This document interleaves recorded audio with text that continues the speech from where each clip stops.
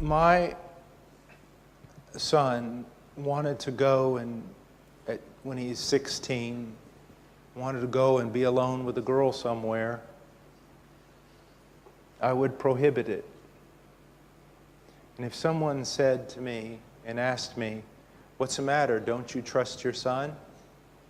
I would say, "Well, no, I don't trust my son." "Well, why don't you trust your son?"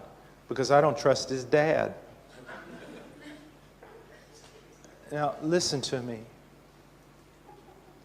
There's a reason why my son is with me. If my son wasn't with me, one of the staff members from HeartCry, I never go anywhere alone. I always have a testimony, a witness. I'm never anywhere alone. I don't trust circumstances. I don't trust the devil. I don't trust me. Put walls up everywhere. I protect myself with wisdom, but the beginning of that wisdom is that I know how frail all men are. Young people, sometimes you're too bold.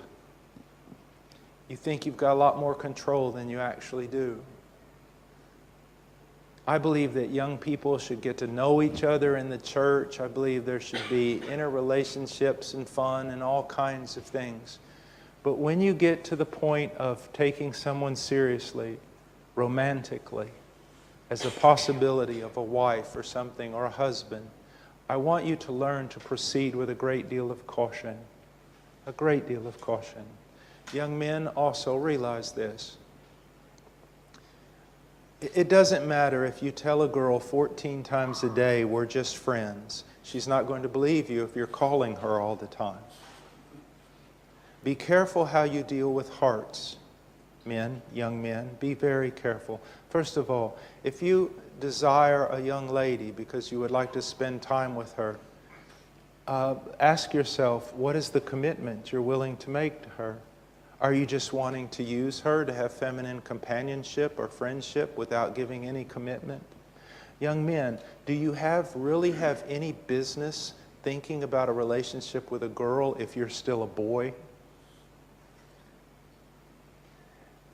If dad's still paying the insurance of your car, you're a boy.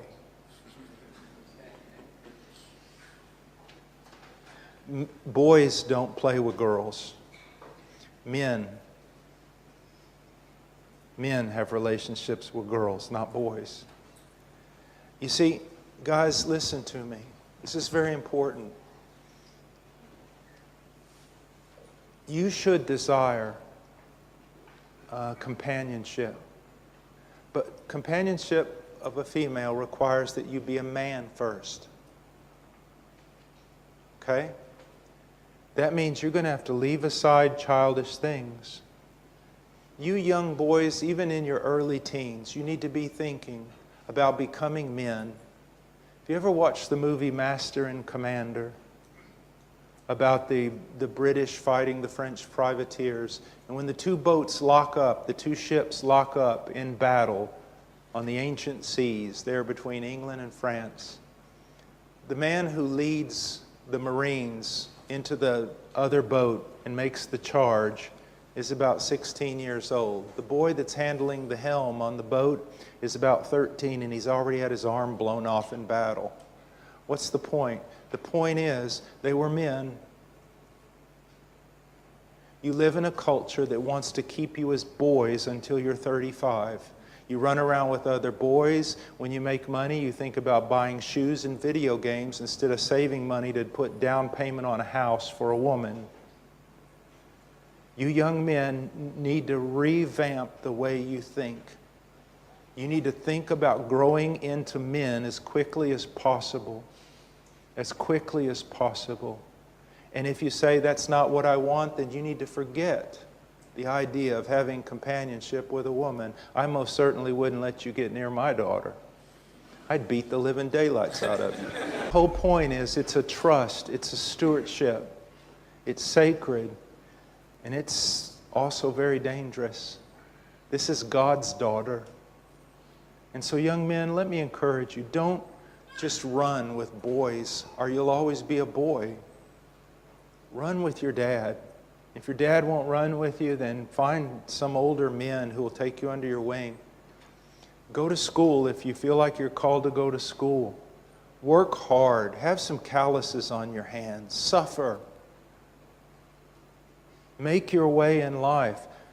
I don't care if you're 14. Start putting back money. If you work for your parents or whatever you do, start putting back money. Think about life.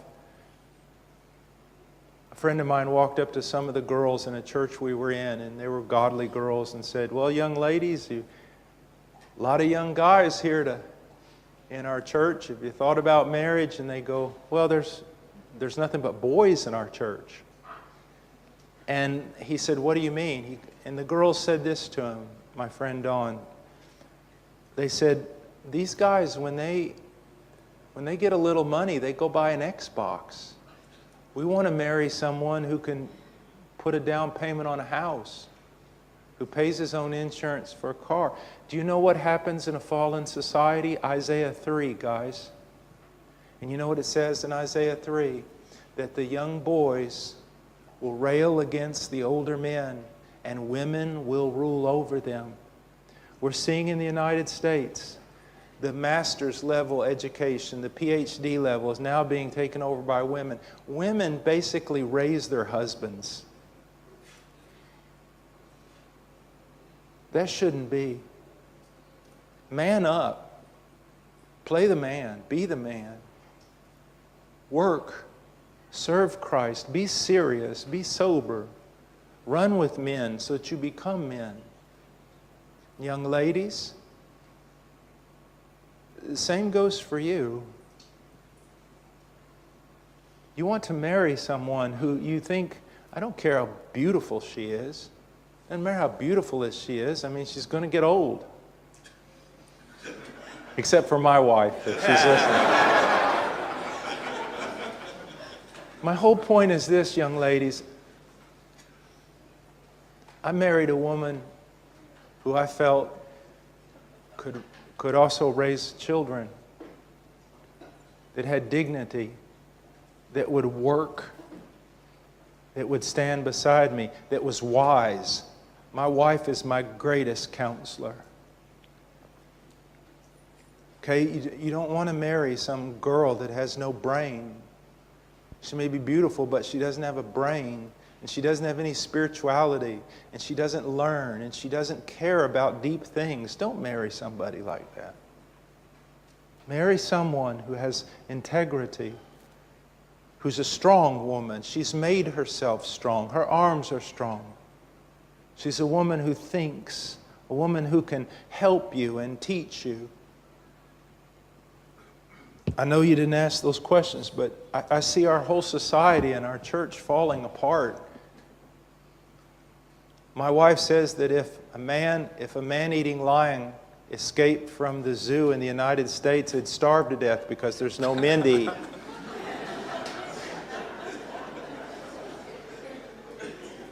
That was my wife says that. Sometimes I come home from preaching and she goes, how's it gone? I said, man, they were hating me. They wrote all kinds of horrible things about me. Sometimes I want to quit. And she goes, you want to quit? You just need to man up and go back out there. I told her, I said, you want me to cancel this meeting, because you're going to have a baby. I mean, you're up in the mountain on this cabin and all this stuff. And we had bears break into our house 3 times last year. And I said, you want me to stay at home and cancel this? She goes, what's happened to you?